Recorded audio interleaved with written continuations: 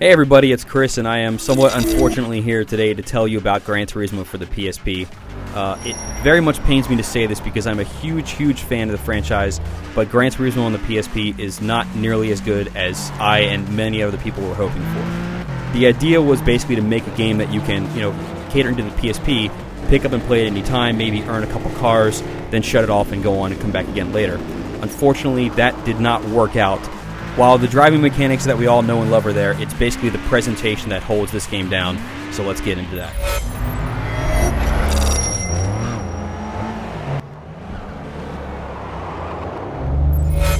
Now, when you're at the main menu for the game, you have two main things to choose from. You have single player and challenges. Challenges are basically the license tests that have been in every Gran Turismo since the dawn of the sun.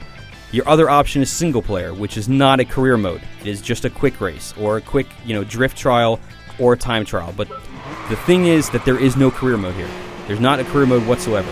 That slow grind that Gran Turismo was actually great for is not here. Now, as far as the challenges, all that's pretty much exactly what we had seen before, but I beat all 102, and I didn't get anything for it.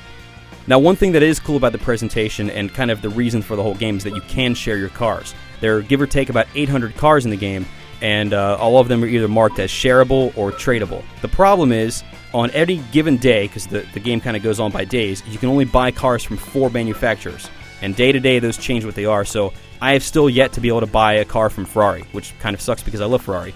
But the thing that's bad is that once you buy a car and you go into the manufacturer thing, it is not clear that you already own the vehicle. You have to click on it, look at the details, and then it tells you how many of those cars that you already own.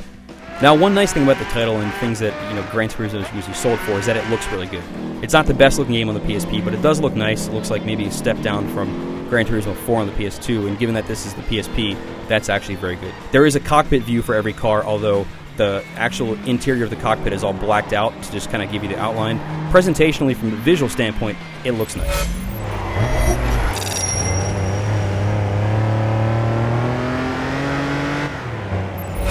Now, the big thing about the graphics is that the game runs at 60 frames a second, so it drives very smoothly.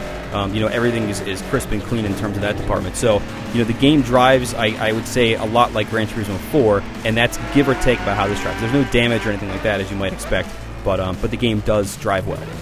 In terms of AI, we're not really seeing anything new here. Somewhat unfortunately, the computer still basically drives on a line.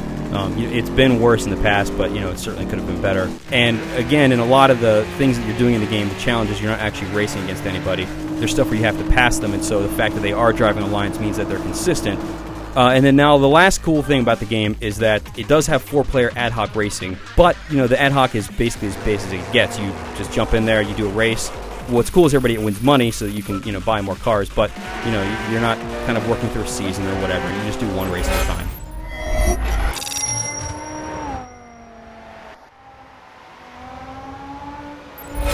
So on the whole, Gran Turismo for the PSP, like I said, is a quite disappointing release. If you're a huge Gran Turismo fan, the experience of driving and stuff is still in there, but you lose the point of having to build up cars and upgrade them and buy new stuff. So that, to me, is hugely disappointing.